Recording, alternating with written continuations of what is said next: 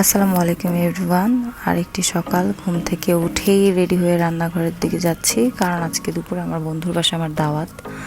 তো ঘুম থেকে উঠেই ফ্রেশ হয়ে রান্নাঘরে গিয়ে নাস্তা রেডি করছিলাম, কারণ আমার বাসায় আবার আমার বান্ধবী আসবে, নুসু বেবি। এই তো চলে আসছে, ওকে জড়ায় ধরলাম। ফার্স্ট টাইম আমার বাসায় আসছে, তো ওকে বসিয়ে রেখে আমি রেডি হলাম। এখনও রেডি হচ্ছে, দেন দুজন মিলে আমরা রেডি। একটু ক্যাপচার করে নিচ্ছিলাম ভিডিও করতে করতে বের হয়ে গেলাম। এই তো বের হয়ে গেলাম, সীমান্ত ওয়েট করছিল, তারপর নিজেকে একটু দেখে নিলাম, তারপর বের হয়ে গেলাম আমরা বন্ধুর বাড়ির উদ্দেশ্যে। যেহেতু আজকে প্রথমবার যাচ্ছি, এই তো গাড়িতে উঠে আমরা রওনা দিলাম। যাচ্ছি যেতে যেতে সীমান্তর কি যেন মনে পড়লো কি নিতে হবে, তো ওটা নেওয়ার জন্য নেমে গেল। নেমে আবার আমরা উদ্দেশ্য দিচ্ছি। এই তো আমার ফ্রেন্ড আমাকে নিতে চলে আসছে। এই তো বাকিটুকু রাস্তা হেঁটে যেতে হবে। তো যাচ্ছি, ওই তো দেখা যাচ্ছে বন্ধুর বাসায়। তো ভিডিওতে এখানে ফিলিং ছিল ফার্স্ট টাইম বন্ধুর বাসায় যাচ্ছি, আর আমার বেচারা জামাইয়ের হাতে সবগুলো জিনিস দিয়ে দিয়েছি। তারপরেই তো বন্ধুর বাসায় ঢুকে পড়েছি। ওই জায়গাটা ক্যাপচার করা হয়নি ওইভাবে। তো এই তো বললো এসি রুমে থাক, অনেক গরম ছিল ওই দিনটা। তো এই তো আমরা আমার বন্ধুর রুমে মিরর পেলে মেয়েরা যা করে আর কি। এই তো দ্য মেইন পার্ট, খাবার দাবার খুবই ইয়াম্মি টেস্টি ফুড ছিল।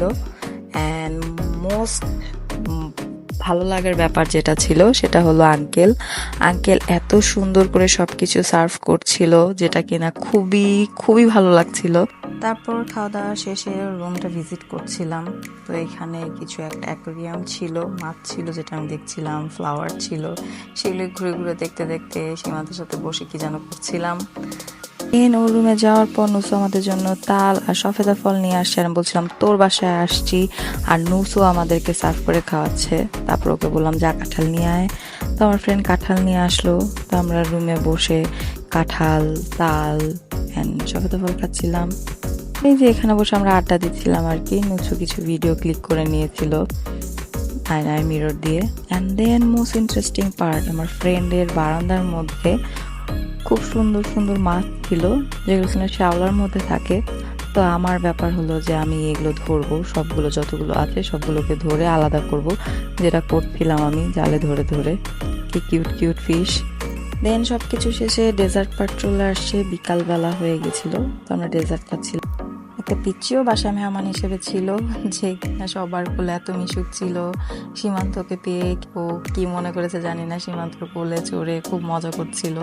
সীমান্ত ওকে পেয়ে খুব মজা করছিল। তারপর বললাম সব লাইট জ্বালিয়ে দে রুমের, আমি আবার লাইটিং পছন্দ করি, তো আমাকে দেখার জন্য লাইটিং জ্বালাচ্ছিল। অ্যান্ড দেন এই যে বিদায় পার্ট, আমার বন্ধুর বাসা থেকে বিদায় নিয়ে আমরা চলে যাচ্ছি।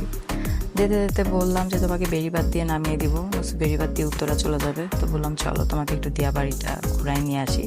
দিয়াবাড়ি এটা আসলে বেড়িবাঁধ, আইসল্যান্ড বলে এটাকে। এই জায়গাটাতে গেলাম আমরা।